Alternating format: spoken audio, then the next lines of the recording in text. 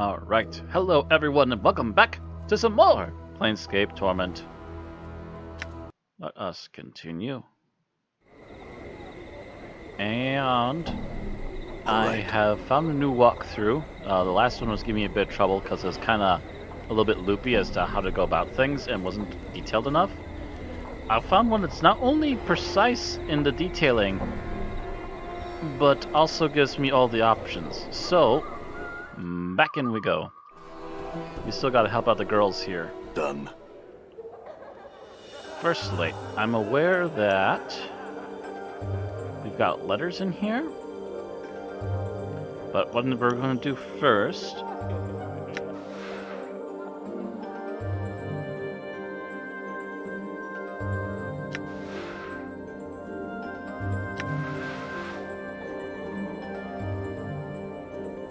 is that, and what we're going to do now. Ignis will one day kill you. This will one day kill you. First things first. Like a shadow I am. Like a shadow. Right. Oop.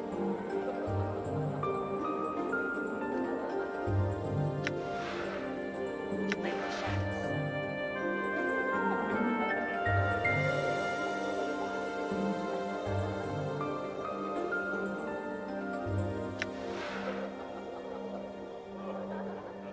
Like a shadow I am.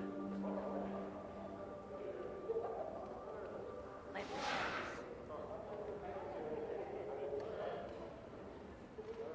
I'm going to be very nice and just take that.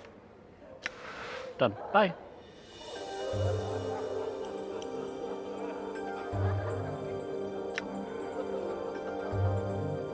And I think the easiest way to go about this, at least dangerous way, I think from what I've read, is to do this. We're going to go out and talk to her Done. boyfriend.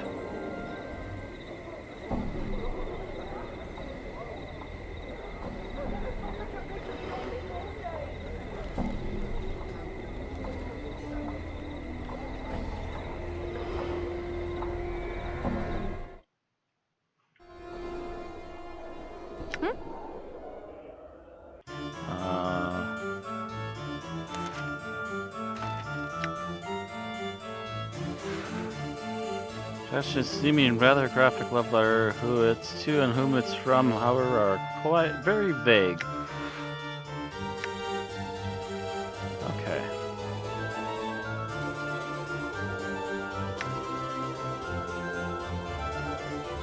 All right.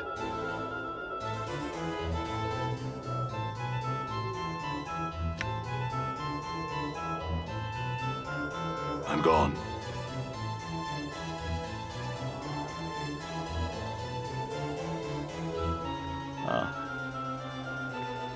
Young man seems troubled. He greets you as you approach. Once more, I extend thee my greetings. There is something you wish of me?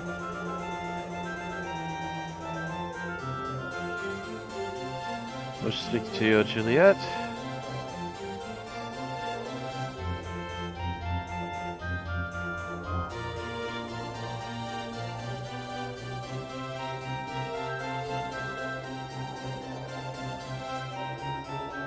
I also found these.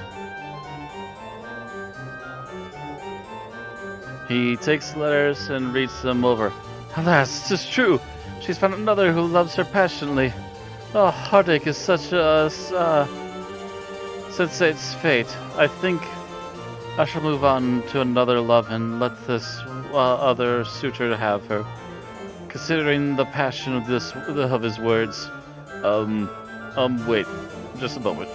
Those are ruse. Huh? What do you speak of? She's trying to trick you into being more passionate. And why did she not simply say something?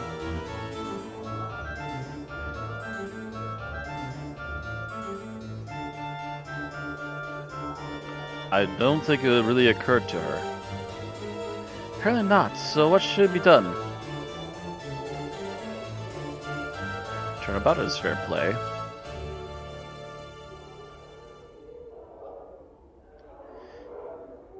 I say ignore the chit. Act distant and unconcerned. That'll spice things up considerably. Truly?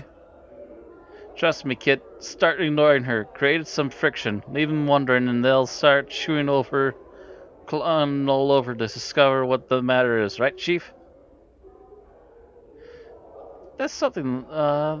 Yes, she'll think there's something wrong. For once, he'll be playing the game rather than being the target.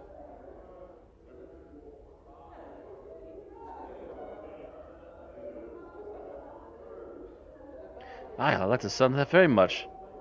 Good luck. I hope it works out for you. And a farewell to thee as well, sir. Now I have some things to attend to. Should we meet again, we might speak more of the matter. He bows and turns to go. Thank you for your input from across the room, Mort.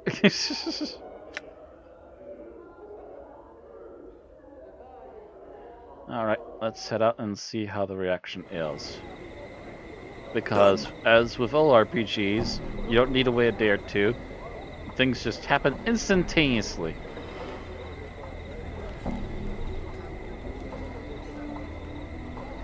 Ah! Poor guy just got mobbed on the street by my group, just wandering through.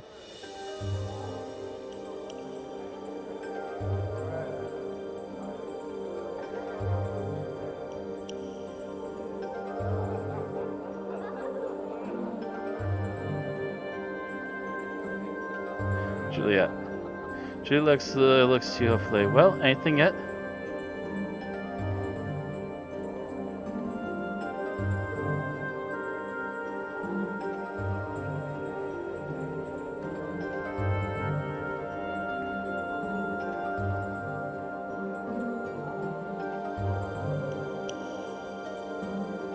Gave him letters, but couldn't gauge a reaction. I suggest you speak to him yourself sometime.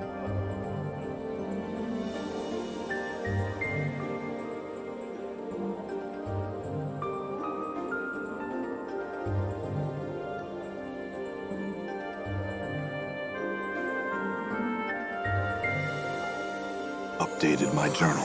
Charlotte grits her teeth frustration. Oh, how enormously frustrating! I shall have to try something else. Why don't you talk to him about it? I ought to try discussing the relationship openly before coating any more of your schemes.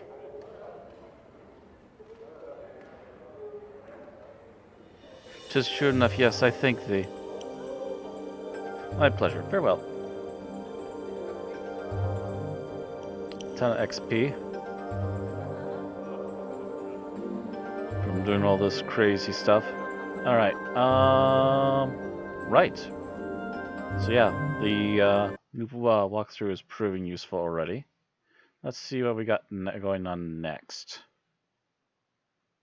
Did I? No, it's right here. I'm looking right past it for some reason. Okay. Nenny's room's up next. She won't have much to say to you. That's because she's too nice. Doesn't say any bad things. Oh. Actually, we need to talk to her again.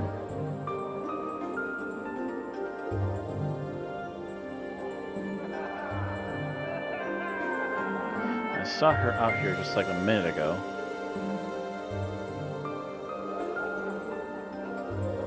Yes, believe it or not, GOG, I realize I'm playing the game I'm inside of right now.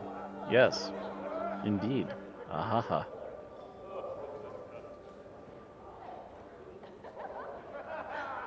That's Echo. Did she slip past us and go back into her room? Don't see her.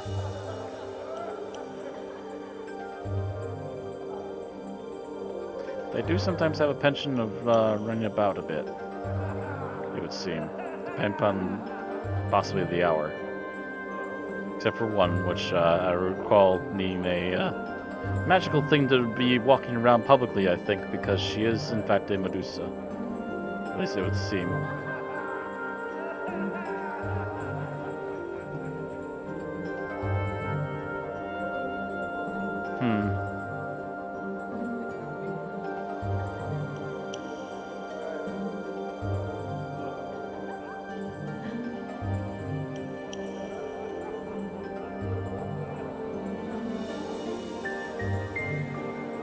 Where did she wander off to, I wonder?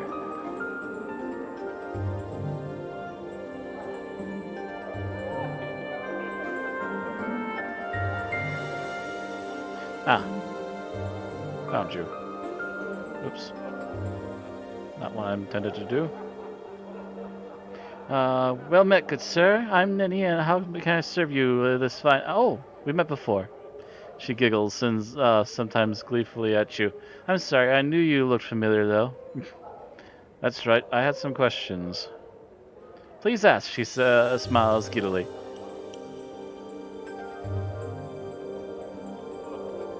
I'm trying to find Marissa's Crimson Veil. Would you know where it might be? Updated my journal. I bet I do. I saw Kameski, at her tongue, speaking out of Marissa's room, sneaking out of Marissa's room one night. They're both meanies, you know. Marissa's really awful. Anyway, I'll talk to you. Talk to her first. That's all I wish to know. Thank you. Kameski. Actually.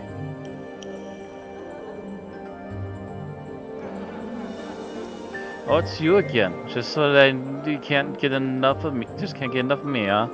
I have some questions. Fine, whatever, ask.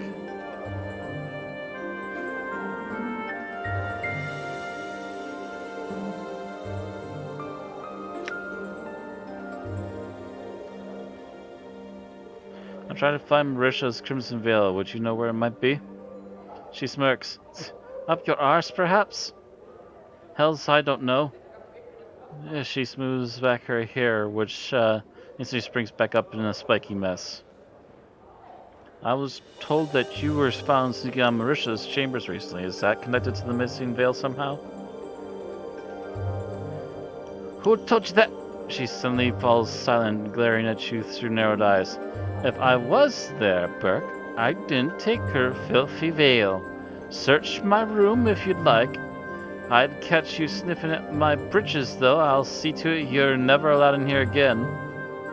Why would I do Updated my that? journal. Beats me. Someone's nicked more than a few pair of them, though. My favorite leather brassiere, too. And the iron studs, she humps angrily. So I wish to know for now. Farewell.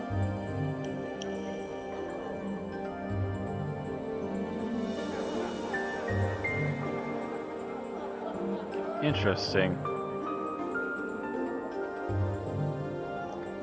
That's right, I had some questions. She said that she's been having things taken from her room. Do you have any? Have you seen anything odd? Updated my journal. Your eyes suddenly go wide. Oh, that's right. You know, once I saw a man sneaking out of her room while she was out talking to a patron. I watched the front doors all that day, but he never ever left. Isn't that odd? I don't think he would have made it out the window. And so I figured out where he went, and when I told them for completely forgot about it. Weird, huh? Yes, it is. Yes, it is. Farewell, for now.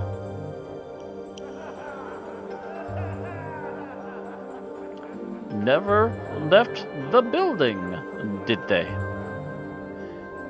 Sneaking around and stealing people's belongings, are they?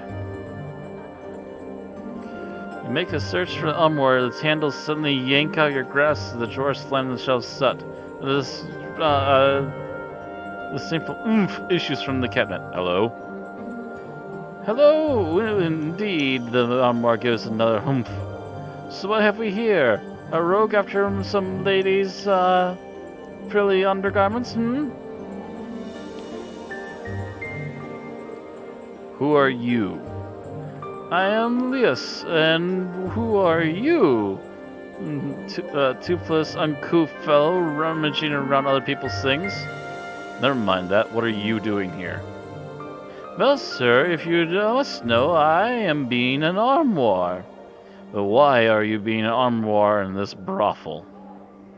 I happen to have become an armoire because I want to be an armoire. Thank you very much. is not to watch the ladies undressing, nor to have them place their soft, sweet-smelling undergarments in my drawers where they can rub against my skin.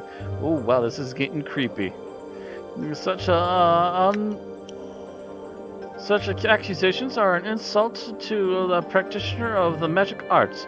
I'm merely soaking in the experience of what it means to be an armoire, the sights, and so forth, and so forth. So all the women know about this then?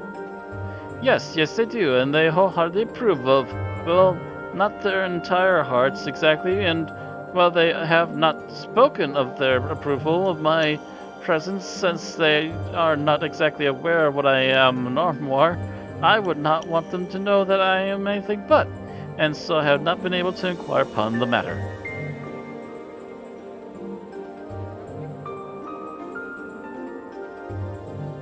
I have questions for you, yes?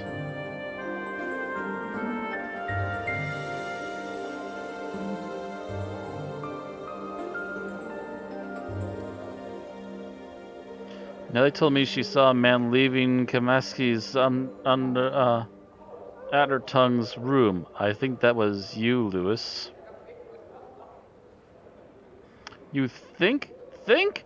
How could you be so alarmingly rude, too ludicrously presumptuous as to spout forth an accusation without being absolutely certain of your charges? How dare you, impertinent, brassy cur! Why I ought to...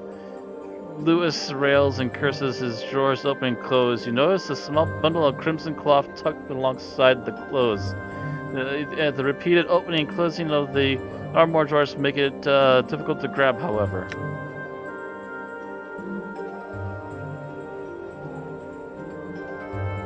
Wait for an opportunity to grab it. You stand at the edge of the armoire. It keeps gabbing on and on, but it never seems to stay open long enough for you to grab the cloth. Try to snap your hand in while the drawer is open. You simply cannot move your hand quickly enough and snatch the crimson cloth from within Lewis. The most you can accomplish would be getting your fingers crushed.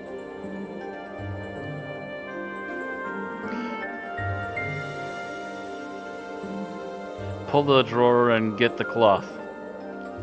Stop, I say! Watch the handles! Don't scratch the finish! Damn you, you're prying filth! Your armoire spouts a violent effort, but you finally pull the drawer open and yank the cloth, a translucent crimson veil from within. Tucking away, you notice that it's perfumed with a slight exotic and most pleasant fragrance. Damn it, you rogue, blackguard, scoundrel, you give that back this instant!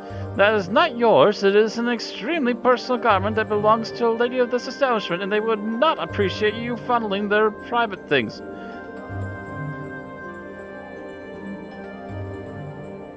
Oh, but it's alright for you, you wooden pervert.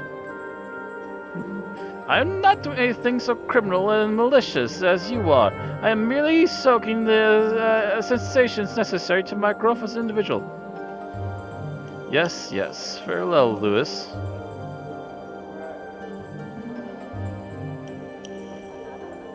This is all the proof we need, methinks.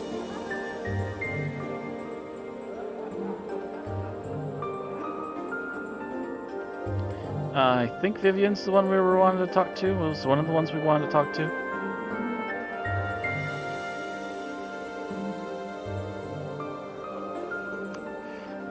Vivian greets you with a polite half smile. Had you any luck finding my scent? Yes, I found it in this red veil. Updated my journal. His eyes, oh, how simply wonderful. She takes the veil from your hands and mutters a few words over it and returns it to you. She shakes her head crimson hair, and in moments you are surrounded by the most intensely exotic and arousing scent you have ever had the pleasure of smelling. That's great. It does, doesn't it? She smiles at you. And as you have done the favor for me, I wish to perform one for you. Stand close to me. Okay. You step closer, and she takes your hand and turning it over, takes a single cautious sniff of your wrist. Phew, she wrinkles her nose. Vinegar, or embalming fluid? Here, I will remove the smell from you.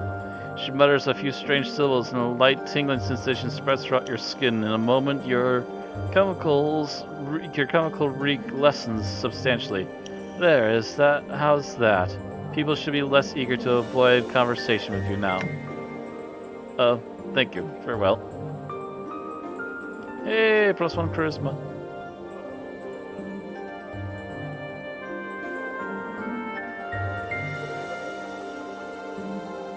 Yo, found you again.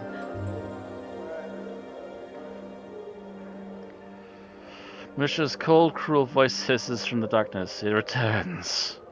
You have reason to for coming this time, I trust, or just more of your pointless questions.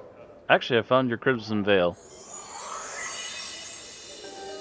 Then would you please hand it over? Of course, here you are. Updated my journal. You hold the crimson veil before you, and you feel her take it from your hands. Ah, yes, much better. Two shining points of red light appear before you as she opens her eyes. So, that's what you look like. Perhaps I would have been better off with my eyes shut. Ooh, thanks, lady. Um,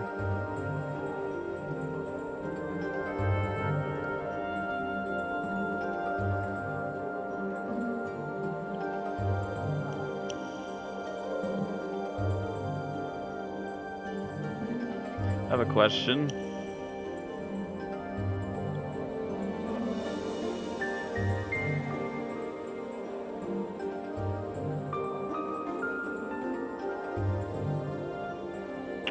What can you tell me about the silent prostitute? Yes, Echo. I knew another Echo once. Another question. Are you made back here? Accustomed to deal with my patrons in this manner and have grown to enjoy it. In time, I imagine I'll tire of it and venture out into the sigil once more. But for now, I am comfortable here. Okay. Why is it so dark in here?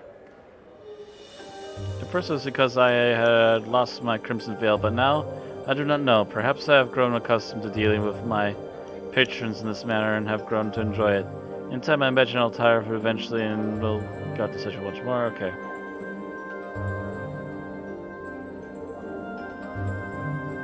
What are you doing here? Sitting here with my thoughts, listening to you voice yours. The silence of both of them, literal and figurative, is deafening. I'm curious to hear your thoughts. Oh, I think not. You would find them most unflattering at the moment. What is it you wanted? Wow.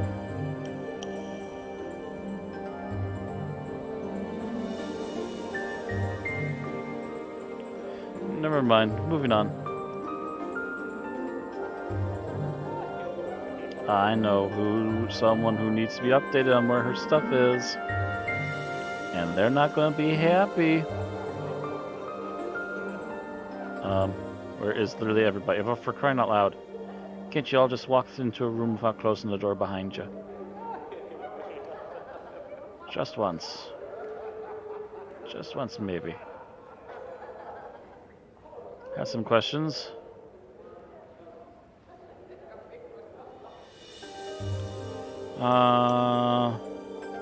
Never mind, actually, farewell.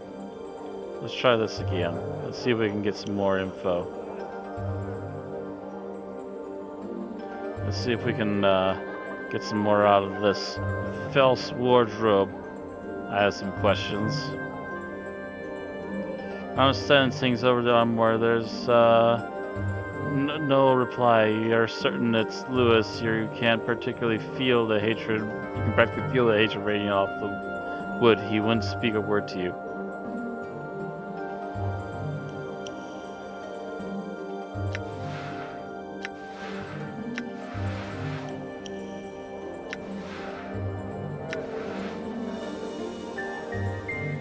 Oh, come on. Are you serious?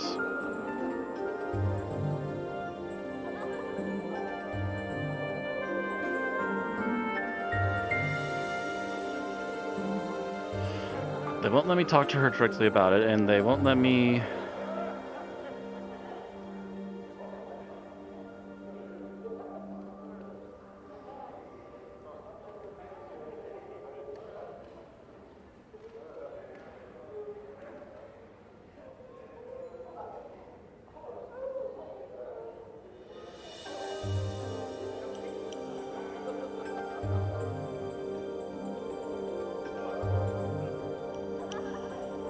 Actually,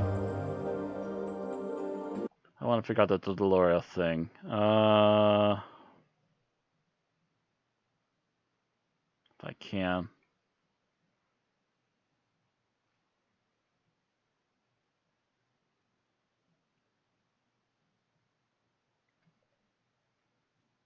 Hearts keeps my heart as you ask her.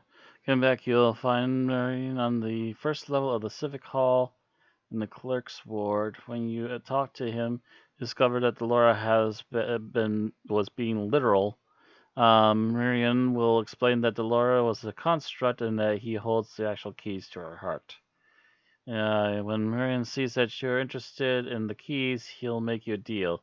He'll then tell you that he's 150 years old and wants to forget what he knows and spirit things anew. He'll also ask you to find something that can erase his memory, like a draught of the river Styx. To help him out, you'll need to use the Frost Ale Mug acquired from the Drunken Mage in the Clerk's Ward.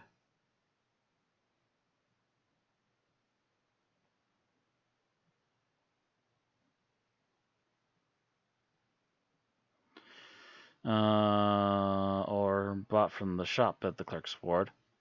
With Darkbird's Acanthus display at the Art and Curo Gallery also in the ward. This will give you the Frost Ale Mug with Darkbird.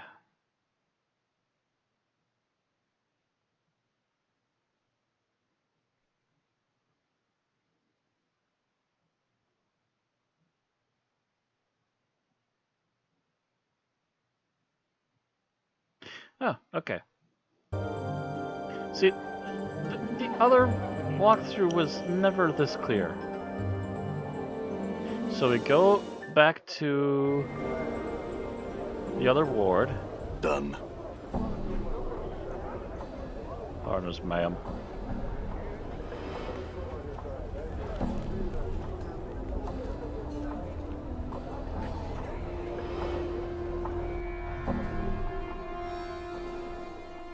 Actually, no, it's... Hey, Chief, what do you say we get rid of Ignis, all right? I mean, he's burning his candle at both ends, if you know what I mean. No. Stop. The Drunk Wizard. I wonder. There's a couple of bars around here. Hey, here we go. Save game.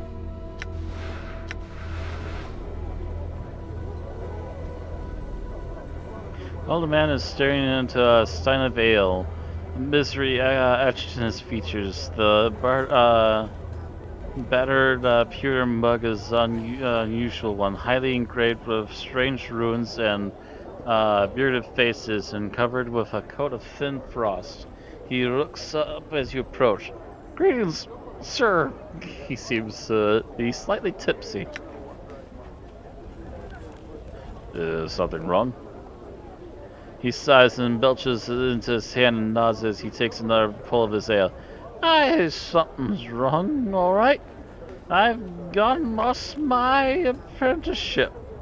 Well, hungover I was and botched my mentor's last experiment. All this damn drink. He sneers at the mug in his hand and his seconds. His expression softens and he takes another swig. Ruins everything it does, this damnable drink of mine. Why don't you stop then? Updated my journal. He shrugs and sighs miserably. I simply cannot. I want to, but I cannot. I just need to drink. I try and stay away from the desire, but eventually it overcomes me. I cannot resist such a wreck I've become. He throws the last of his ale and calls for more. There's someone that you should speak to. Unfulfilled desire. You can find her in the Civic Hall. Talk to her of your love for drink. You'll soon find you won't want it any longer. Updated my journal. Sighs brighten. Truly? I shall go and speak to her now, then. I thank you, sir. He pauses, looking down at his empty mug. Here, I would have you take this? I need it no longer. He hands you a rune-covered ale stein. Thank you. I love this walkthrough. Didn't even need to think hard about it. It doesn't even give you all the details, but I didn't even need to think hard and just go, you know what? Maybe over there. Now we got an ale mug.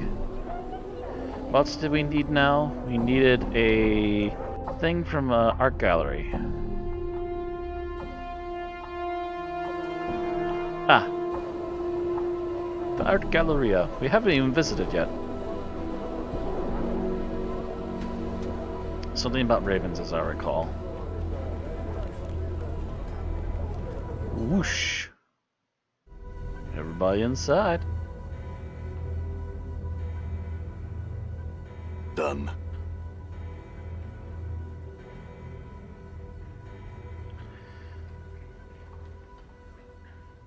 Dark birds of Canthus. Several shards of black crystal or ice swirl the freezing wind this pestle gives forth. Each shard looks razor sharp. Touching or grabbing one would be perilous. A placard of the pestle reads Dark birds of Acanthus. Catch one in a frostdale mug. You dip the mug into the icy wind, raising it from the pedestal, catching a small shard with a slight clang. Peering into the mug, you see that the dark bird's razor-sharp silver and a sliver of black ice. Only the mug's magical properties prevent the shard from melting away to nothing.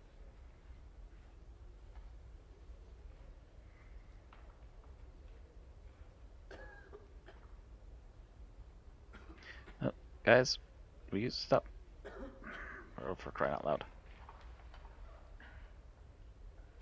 Leave them be.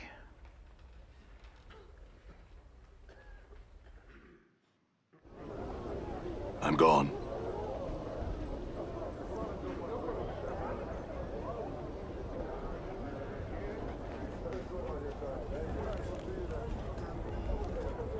I think that was something I needed to do, correct?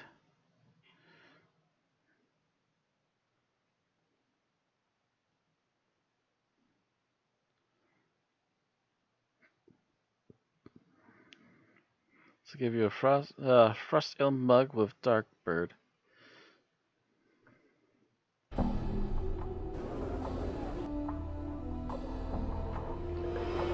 Yeah, okay.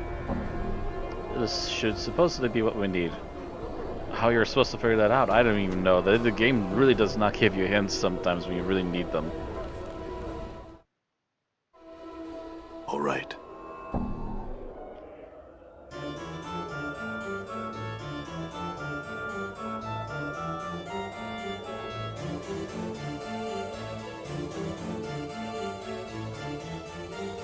Sorry, not you. Don't wish to bother you any further, sir.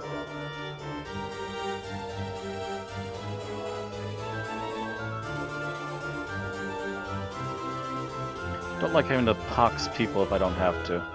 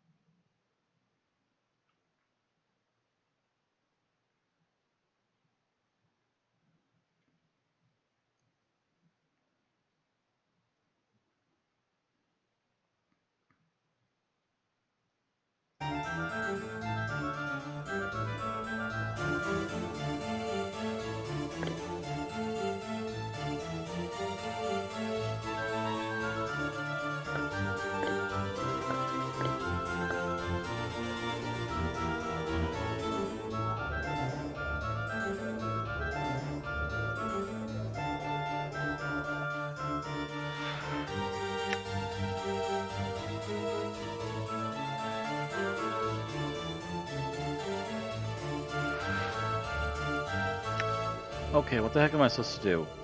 It's acting like I... Oh, you know what? Maybe I need to be a little more... Maybe I need to research it further while I'm there.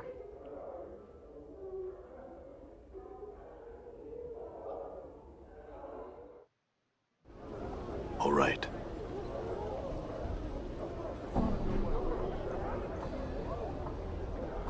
Or talk with the others. Hey, what's eating you, Chief?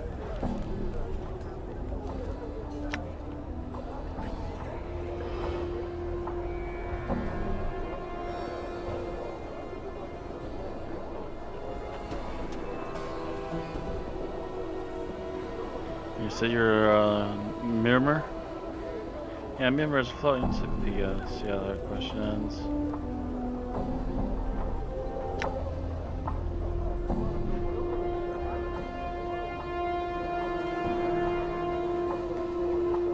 Nothing, never mind. What is your will? There are things I would know. I will hear you.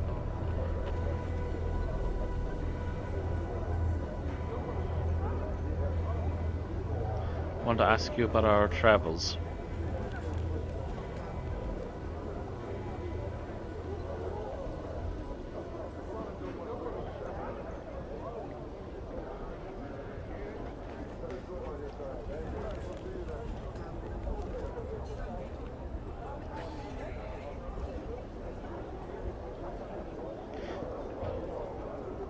Another question instead. Never mind. Oh. Yes.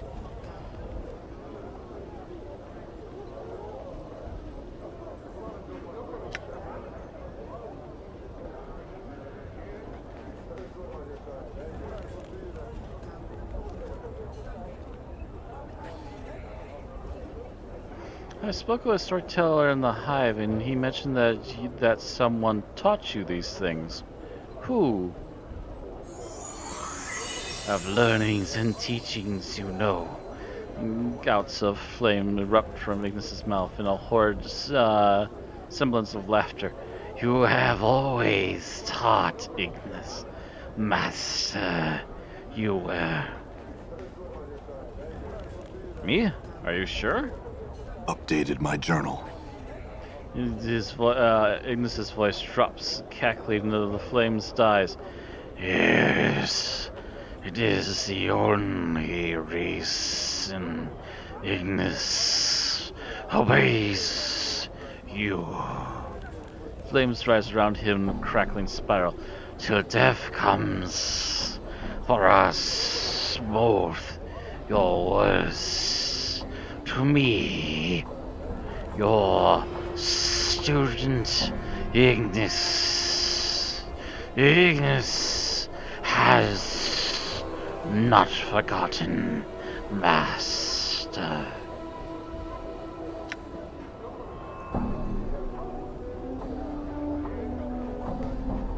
If I was your master, can you remember anything about me?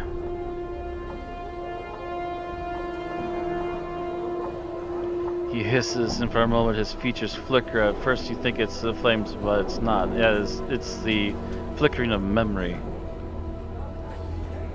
Shake off the memory, surrender to the memory. The crackling of Ignis's flames subsides, lessening as the charred bones of Ignis' body fold up, twisting itself into the limbs lie motionless, becoming a stack of wood within a huge iron fireplace. You are staring into a fire, burning brightly within a vaulted room. The fire crackles and spirits embers into the stone floor, motes rising from the fireplace.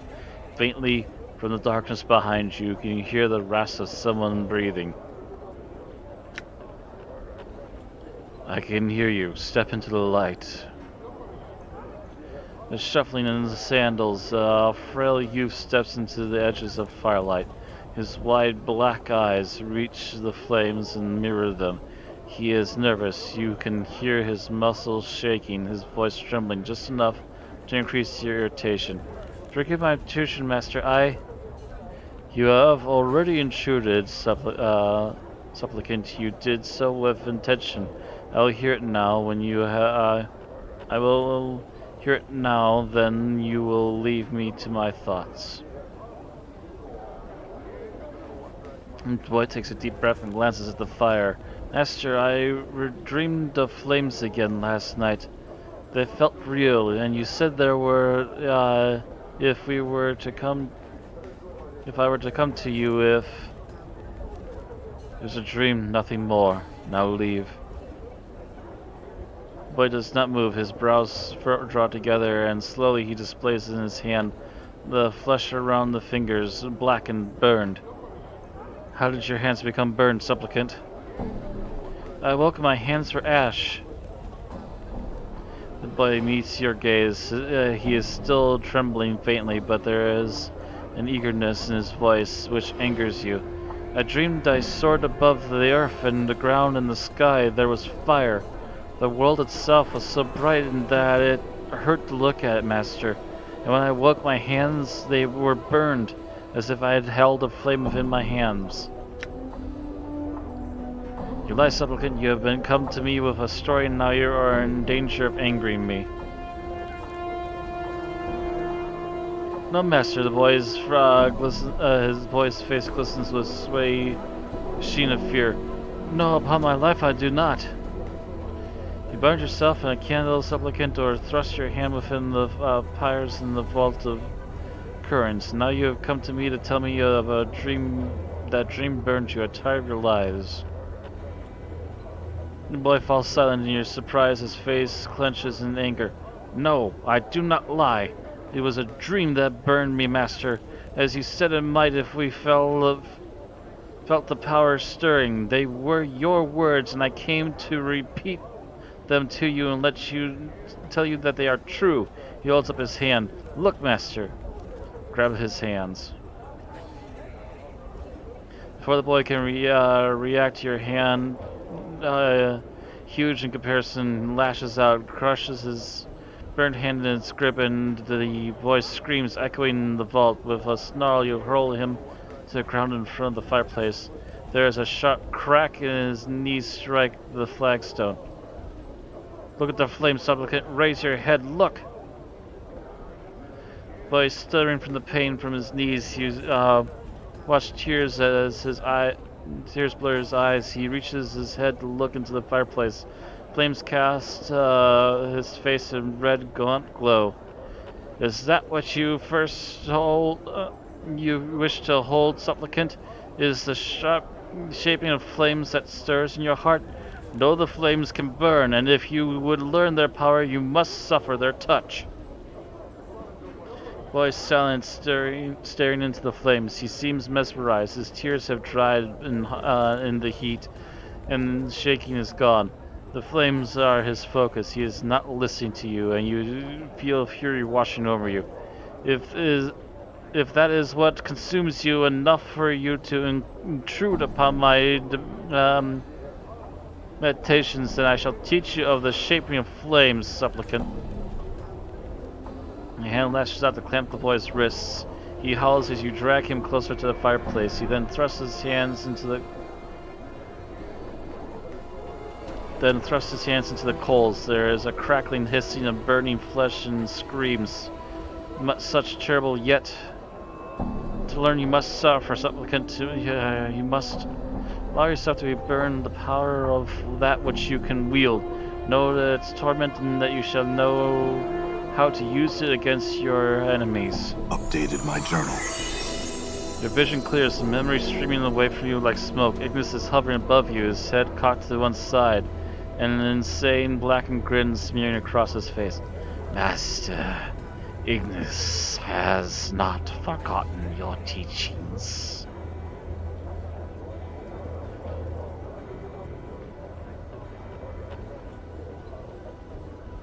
I see.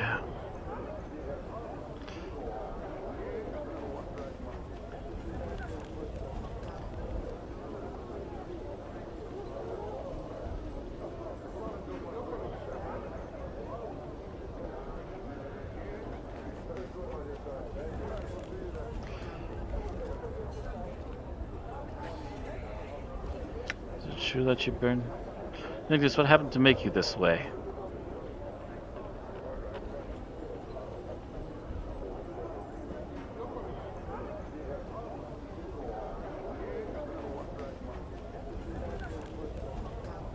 Speak to you of burning flames.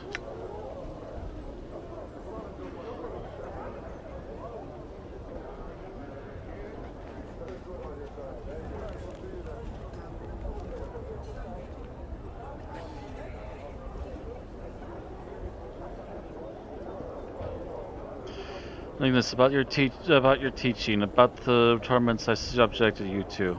I'm sorry. Flames, no. Torments. Ignis slowly turns above his ground. He may have hurt you, but you don't know what the words meant, anything to him.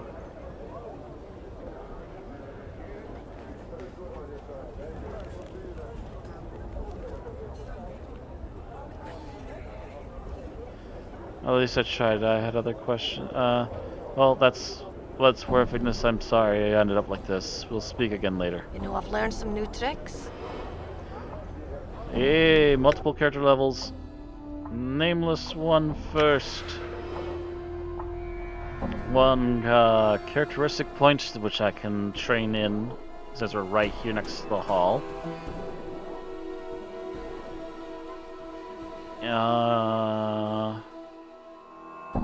And 7 hit points.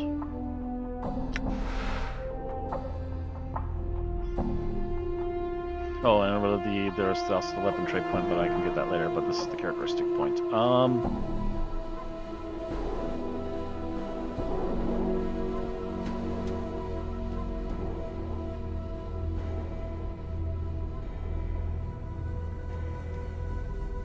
Dex, your ability score represents your agility, reflex, and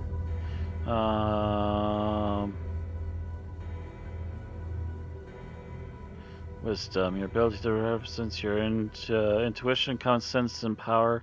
High wisdom helps you recall memories and gives you bonus to experience points.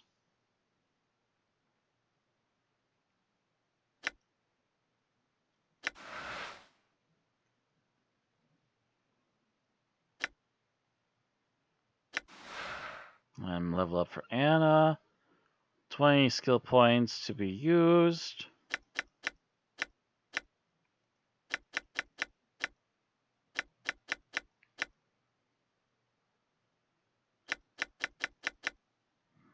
She's been becoming quite adept at her job. And I'm very thankful for it. She's able to get us those letters that I needed. Alright. That was actually kind of unexpected, but that was a nice, interesting thing to have happen. Yes. All from Grace.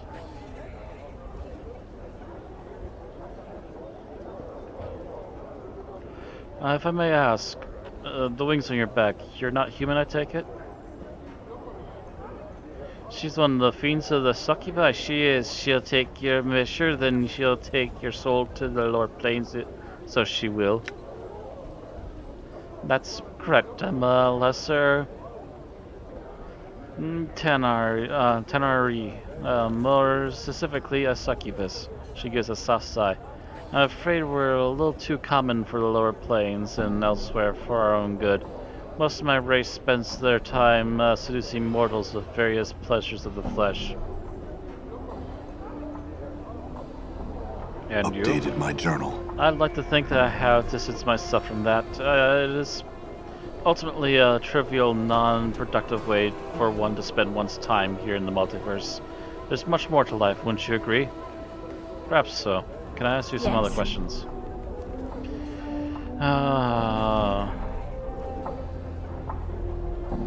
How'd you come by the name Fall from Grace? The meaning of names is a complicated subject. There's much to be said and a great deal that is better left unsaid.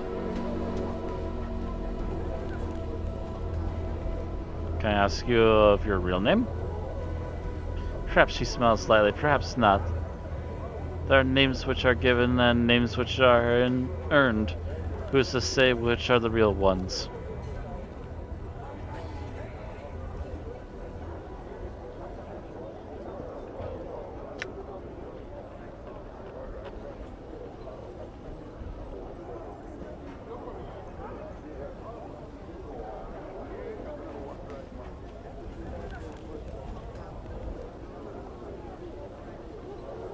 I think the one that's earned Gary's more weight.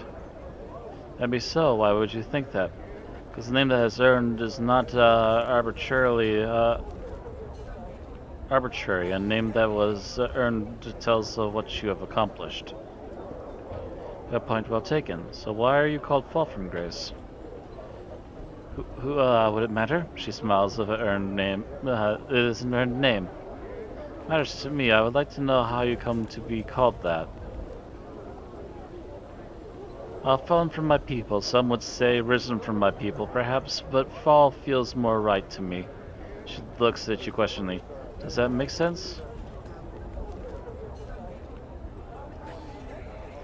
It does. After all, fall carries with it an underlying sense of loss. She falls silent for a moment, then nods softly. Yes, perhaps that is why I feel it as it did. I came to terms with the loss long ago, but the name has remained. Are you sure you come to terms with it? She meets your gaze. You are once again struck by the brilliant shade of blue of her eyes. It is turbulent like the ocean from a storm. I thought so, yet in speaking to you, you have caused me to realize some things. She smiles. You have my thanks. Very well then. Can I ask you other questions?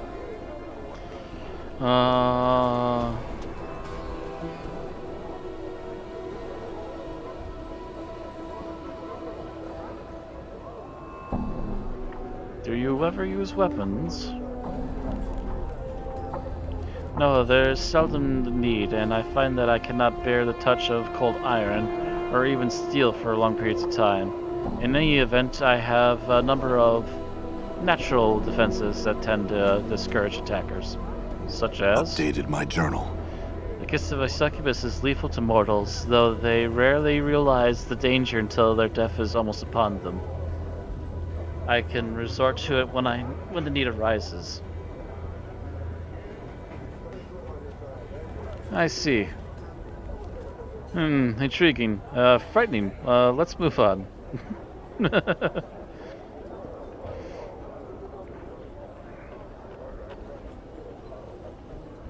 Okay, so I don't know that I can get anything else from Ignis, at least other than more talk. I didn't see an option to get him to help me with the ice thing. Actually, is there any other options I can know?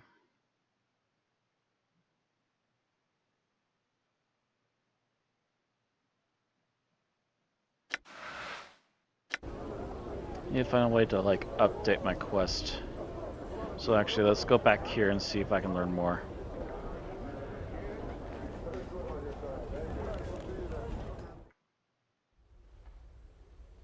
All right.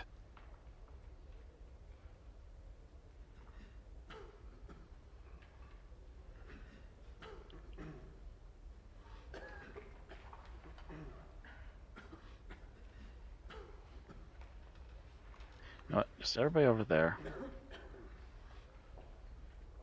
Do this really quickly.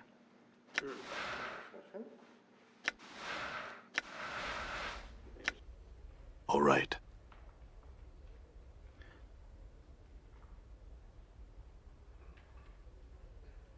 Touch one. As you reach out to touch one whirling shards, your finger enters the icy winds that rises from the pedestal. Instantly, a coat of numbing frost forms around your finger, causing you to momentarily draw back. Place your finger back in and touch one. Toss your finger into the frigid numbing wind. Unbeknownst to you, your finger freezes solid as one of the black shards spins into your fingertip, breaks off a sharp crack, and goes skirting across the Galleria floor. There you see dark birds remain in their whirling orbit as you wait for your fingertip to grow back. We hope somebody saw any of that.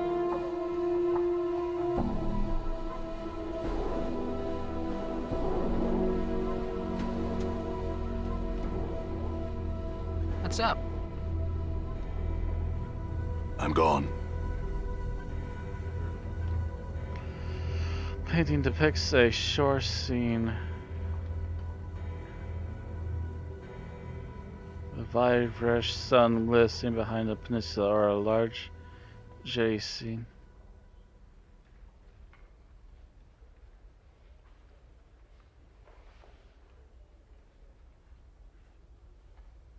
Touch the painting. Oddly enough, there is nothing unusual about the surface of the painting. Okay. 4 paintings for an empty breach of dead of night. Air around the painting smells faintly of brine, and painted seas seems to ebb and flow across the darkened shore. Sniff the painting. The surface of the painting smells strongly of sea air. Touch the painting. Place your hand in the painting, not knowing quite what to expect, but it is merely a texture of painted canvas that you feel beneath your fingertips. Interesting.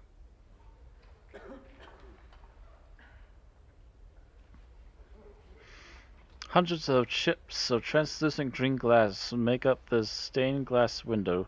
Don't appear to be held together by anything, but rather remain free-floating and mysteriously suspended within the iron frame boundaries. These shards ripple and move slow waves, causing bizarre patterns on the surface across the window's surface. Various portions of it reflect the Galleria light in different directions. A small placard beside the window reads, Arcadian stained glass window. Touch the glass. Reach out to touch the undulating glass shards, but you find you cannot do so. Your hand stops just short of the surface of the glass. Punch the glass. You succeed only in bruising your knuckles. The glass may as well be a sheet of iron.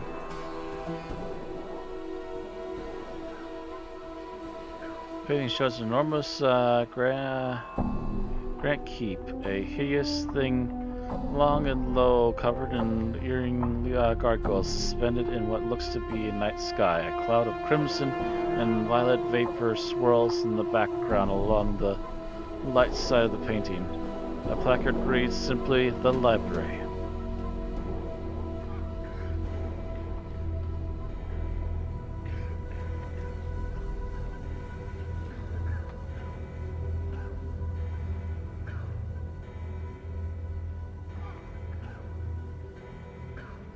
Dark seascape, faraway view from a giant center of civilization being burned to the ground. The streets of the place are empty, however, absent of soldiers, refugees, and even corpses. Placard reads, "The Folly of Udo." Subterranean landscape, a massive cavern interior filled with colorful, faintly translucent, gigantic fungi. Placard reads, "Veiled beneath Clandon."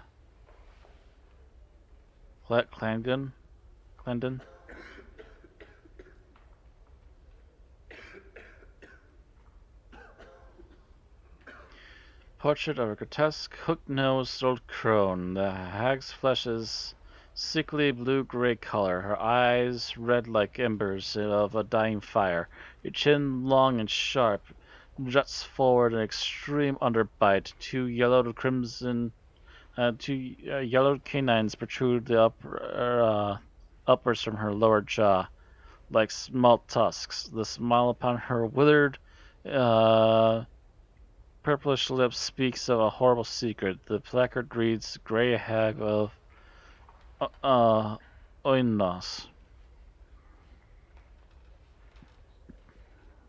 As you begin to turn away, the painting, something in it draws your attention. A strange, tingling sensation arises in the back of your mind, a memory beginning to surface. Try and call the memory. Recall standing confused in a maze of briars. The hideous crone in the painting is before you, cackling wildly. You grit your teeth in frustration, wondering why she's laughing at you. "My poor, dear, lovely man-thing," she croons. "Why, that was your first wish." She points a single bony clawed finger in your forehead. Your temples begin to throb painfully and you remember nothing more. Ooh.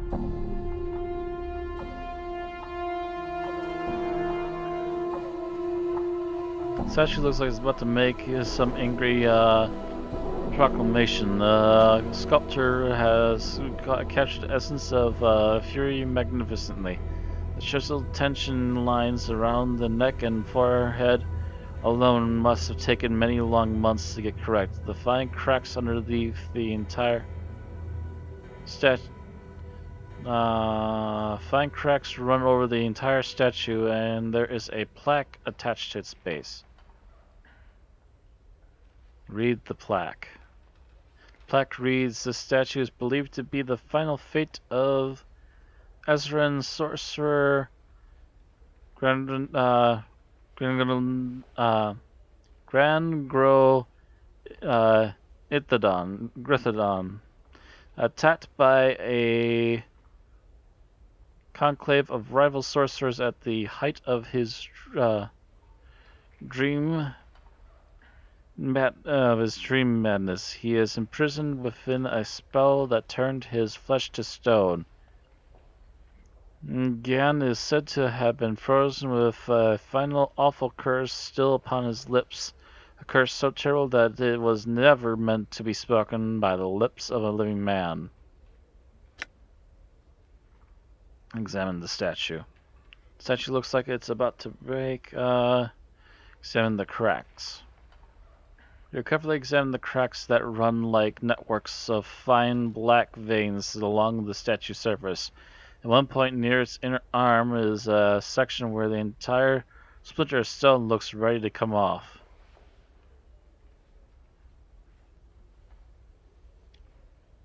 Break a piece off. You reach for a section of the forearm where the cracks have formed to grip it firmly and yank, to no avail. You'll need a hammer to break the stone in a small one. The limited space between the statue's arm and body means a large one. One suitable for combat, for instance. You won't, otherwise it won't work.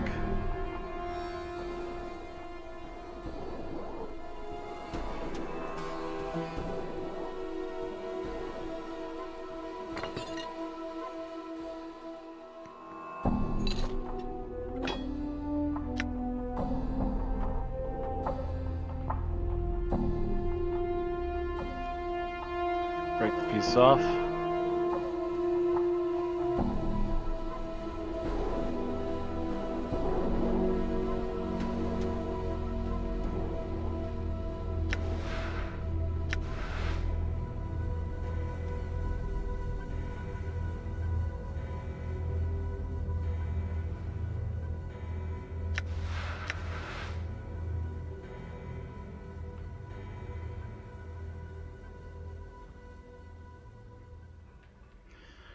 A brilliant ruby statuette stands on the pedestal, carved into the image of a winged humanoid. The figure is either demonic or angelic in nature, but it is difficult to tell which, because it reflects the light of the Galleria strangely. There is no placard indicating what exactly the statuette is. Leave.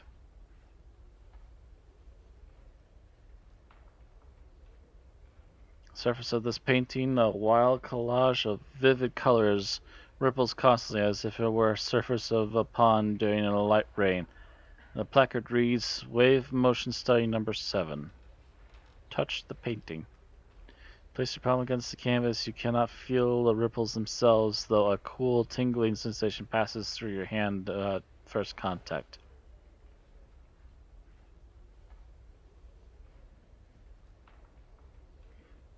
A massive horn. A massive horn beaten lead wound with brazen chains. The horn is horribly mangled, as if some tremendous force had crushed it. Jagged blades protrude along its length, almost as if it were meant to be used as a club by some gigantic creature, as well as a battle horn. A placard mounted beneath the horn reads, "Cleansing Horn of Acheron." View dashboard. Put your hand against the wall and try to blow. Put your head against the wall and try to blow the horn. So you try your might, you can't get a sound issue from the massive horn. Your lips come away from the massive, from the mouthpiece, tasting of blood, smoke, and metal. It tastes copper.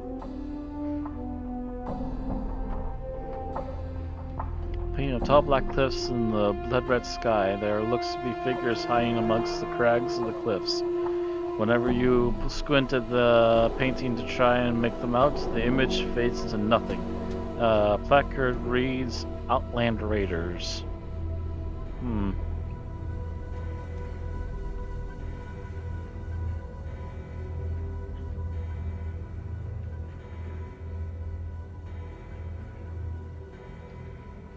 Let's experience a few things before we talk to who might be the curator. This painting is an abstract work of greens and purples, withers and ripples as it's watched. A closer examination reveals that the actual painting image is changing rather than canvas itself. A placard states, movement glance from the walls of Machima.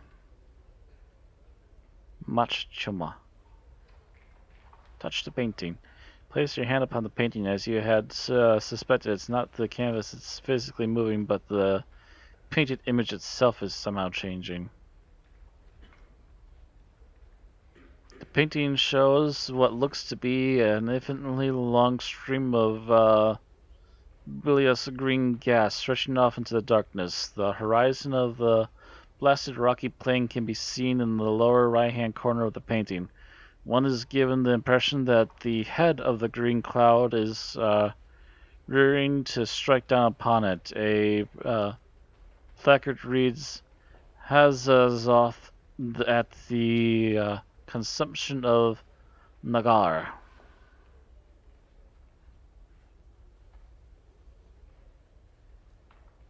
Yeah, be careful about how you read that one.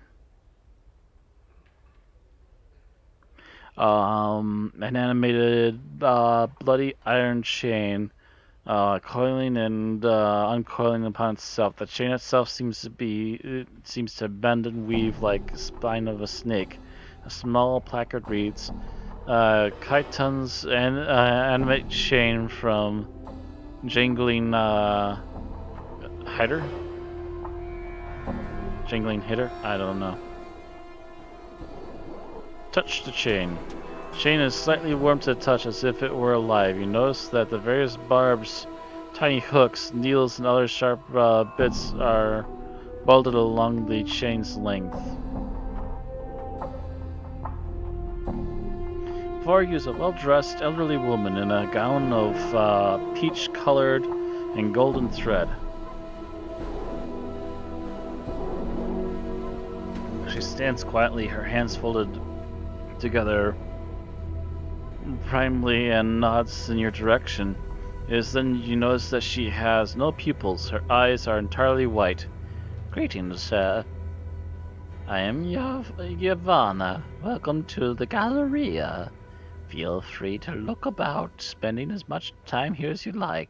Should you have questions regarding any of my pieces, do not hesitate to ask me of them. Certainly, I have some questions. A moment, sir. Your voice is heavy with age and wounds. Would you be so kind as to let me touch your face? Sure. Yvonne's smile is gently running by. Ooh. I almost got that bug. Running her hands over the skin of your face. She frowns, looking slightly puzzled. So many scars, both old and new. They seem to. She touches the side of your throat, flushes, then pulls away. Pardon me, sir. I was curious to see how far they went. It's fine, and they're everywhere. My whole body is scarred. She nods. My questions? Of course, please ask.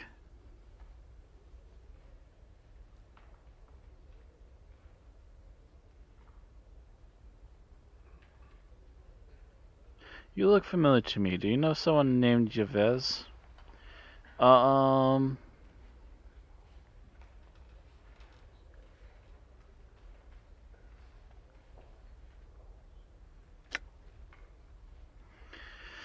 One thing at a time. Let's see here.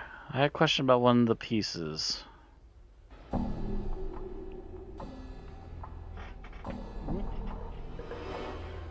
I almost got it again. I think it's the similar kind of bug that I got about a week or two ago. Just literally got it out of there in the middle of the night. Dark birds of Acanthus. Updated my journal. All of them are chipped from the great magical sheet of black infinite ice that rests in the black belly of the plain of Acanthus.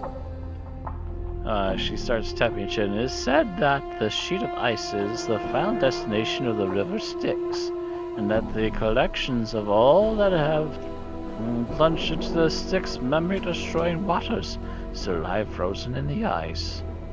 If the waters of Styx destroys one's memories, would the ice from Acanthus do the same? I can only assume so, yes. I had another question.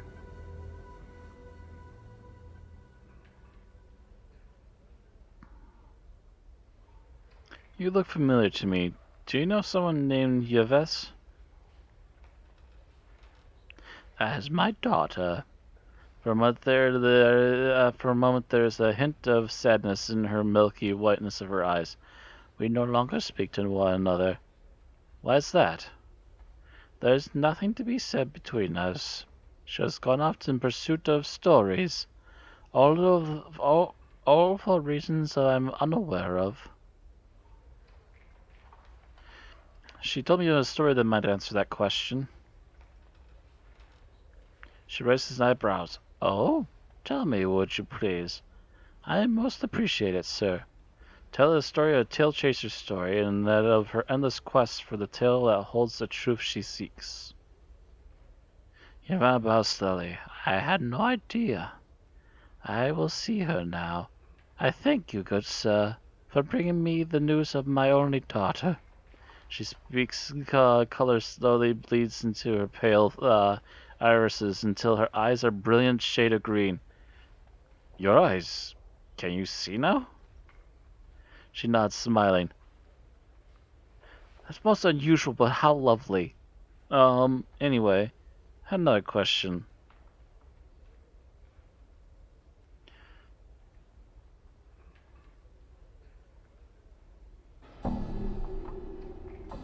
Actually, never mind. I'm good for now. Thank you.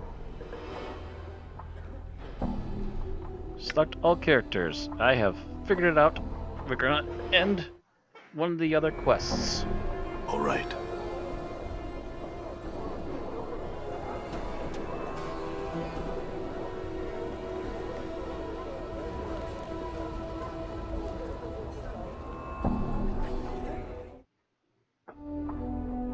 All right. Oh, I got an idea. I need to talk to one of the other girls at the brothel. But I think we'll do that for next time.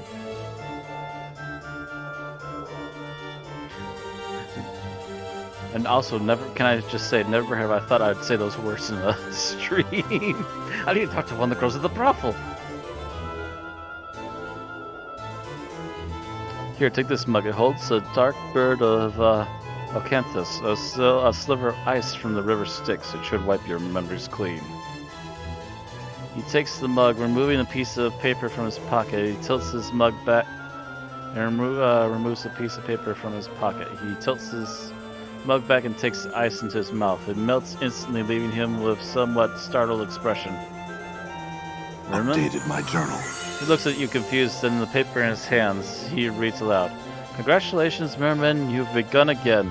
Thank the man in front of you and give him the key in your pocket. Speak to Splinter, the man at the door to this building, for more information. He looks at you again.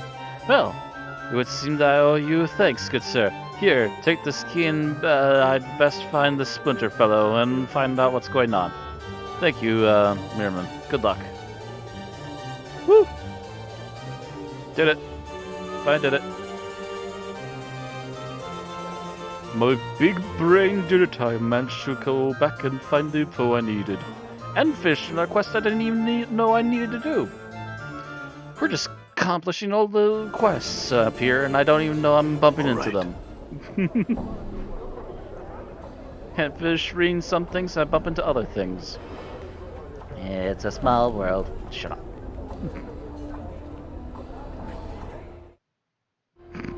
My dude, why'd you get in the All way? right.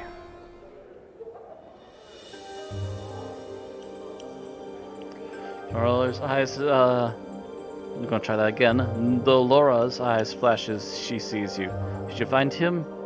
Has he agreed to return my keys to my heart? Yes, I have your keys to your heart. Here they are. Updated my journal. Yes, I have the keys to your heart. At last. As she takes the keys from your grasp, her hand brushes against yours. Her skin is dry but icy to the touch, like cold metal. These will be of great use to me. I thank you. Of course, dear Laura. Glad to have helped. Farewell. Flames grow within me. Yay! My hot-headed little friend. Time for a level up. Ignis. Spell memorization abilities have increased. 4 hit points gained of additional 2 from Constitution, so 6 hit points.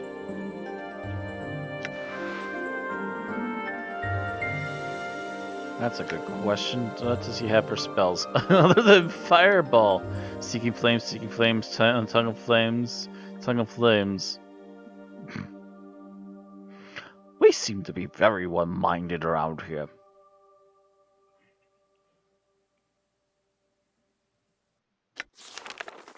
Holy cow, my dude.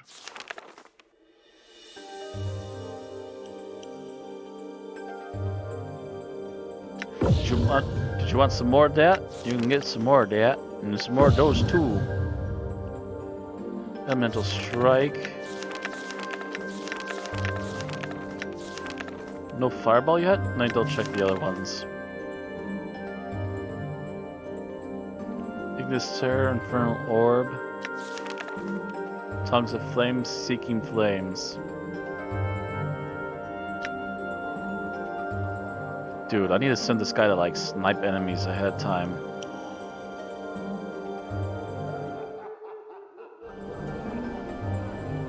I'm gone.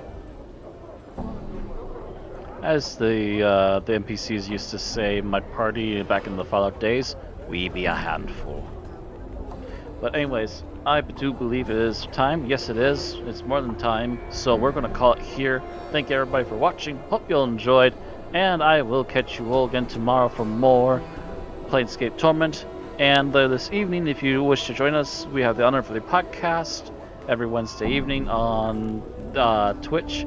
And tonight we're talking about the second part of Susan's War, a Big Finish production, which features Susan Foreman, the Doctor's granddaughter, as she is pulled into the Time War. We have already discussed the first part, which we really liked, and hopefully the second part will turn out well as well. So we'll have to see. Thank you all again for watching, and I'll see you all next time.